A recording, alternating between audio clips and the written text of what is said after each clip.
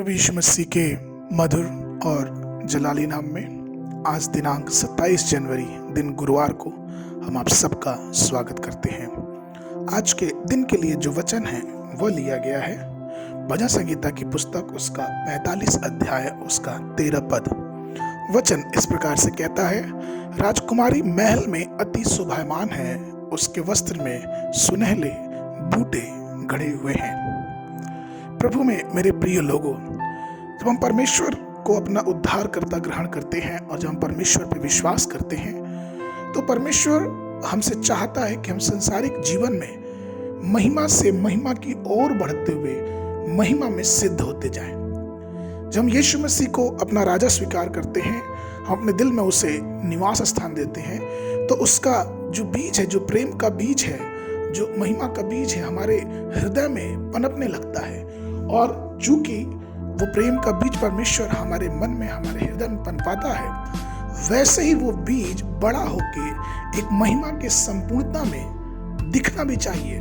जिस प्रकार से रोमियो का लिखने वाला रोमियो की पत्री उसका 8वां अध्याय उसके 29 पद में इस प्रकार से कहता है, क्योंकि जिन्हें उसने पहले से जान लिया है उन्हें पहले से ठहराया भी है कि उसके पुत्र के स्वरूप में हो, ताकि वह बहुत भाइयों में पहला उठार ठहरे। और दूसरा कुरिन्थियों की पत्री उसका 3 अध्याय उसके 18 पद में इस प्रकार लिखा है, परंतु जब हम सब के उघाड़े चेहरे से प्रभु का प्रताप इस प्रकार प्रकट होता है जिस प्रकार दर्पण में, तो प्रभु के द्वारा जो आत्मा है हम उसी तेजस्वी रूप में अंश अंश करके बदलते जाते हैं। प्रभु में मेरे प्रिय लोगों, यहाँ पौलुस बहुत साफ रीति से ये बता रहा है कि जब परमेश्वर हमारे अंदर प्रकट होता है तो हम उसके तेजस्वी रूप में हम बदलते जाते हैं। हम उसकी आशा में, जो उसकी संपूर्ण आशा और संपूर्ण महिमा है, हम उसमें बदलते जाते हैं। और जो परमेश्वर की आशा है वो कोई विफल नहीं होती। इसीलिए भजन संगीता की पुस्तक उसका 45 अध्याय उसके 10 पद में दाऊद इस प्रकार से कहता है, हे राजकुमारी सुन और कान लगाकर ध्यान दे, अपने लोगों और अपने पिता के घर को भूल ना जाना।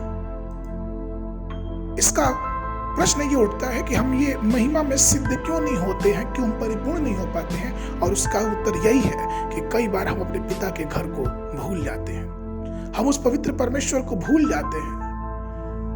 और हम ये भी भूल जाते हैं कि जिसने हमें पापों से बाहर निकाला, जिसने हमारे पिछले पापमय जीवन को वहां से हमें खींच के निकाला, और हम उसे भूल जाते हैं। हम उसकी महिमा को अपने जीवन में उतना जगह नहीं देते जितना हम सांसारिक बातों को जगह देते हैं, और फिर हम उन्हीं सब बातों में डूबने लगते हैं। जैसे कि उत्पत्ति की पुस्तक उसका 12 अध्याय उसके पहले पद में परमेश्वर ने इब्राहिम से कहा था, यहोवा ने अब्राहम से कहा, अपने देश और अपने जन्मभूमि और अपने पिता के घर को छोड़ के उस देश में चल जो मैं तुझे दिखाऊंगा। अब्राहम, अगर तुमको महिमा को पाना है, संपूर्ण महिमा को पाना है, तो तुमको इन सब चीजों को छोड़ के परमेश्वर के दिए हुए मार्ग पे, परमेश्वर के कहे हुए वचन के अनुसार तुमको अपना जीवन बिताना पड़ेगा, परमेश्वर पे भरोसा जताना पड़ेगा। हमें सिर्फ अपने माता पिता के घर को नहीं भूलना है, और हमें सिर्फ संसार की चीजों को नहीं करना है, भूलना है, लेकिन हमको उसके साथ साथ परमेश्वर की बातों को, परमेश्वर के द्वारा दिखाए गए मार्गों को भी अपने जीवन में याद रखना है।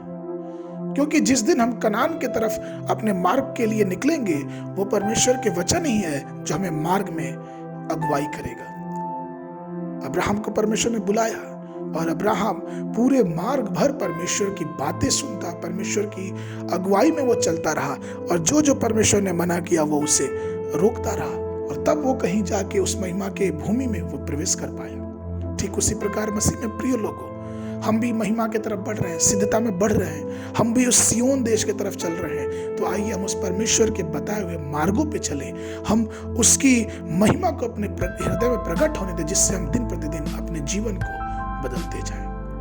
आज के मनन के लिए जो वचन है वो लिया गया प्रकाशित वाक्य की पुस्तक उसका 21 अध्याय उसका 10 पद। और वह मुझे आत्मा में एक बड़े और ऊंचे पहाड़ पर ले गया और पवित्र नगर यरूशलेम को स्वर्ग पर से परमेश्वर के पास उतरते दिखाया। अगर इस वर्ष आपने बाइबल का अध्ययन प्रारंभ किया है तो आज के लिए जो भाग है निर्गमन की पुस्तक उसका 16, 17, 18 अध्याय, और संध्या के समय मत्ती रचित सुसमाचार उसका 18 अध्याय 1 पद से लेके 20 पद तक। परमेश्वर आप सबको आशीष देवे।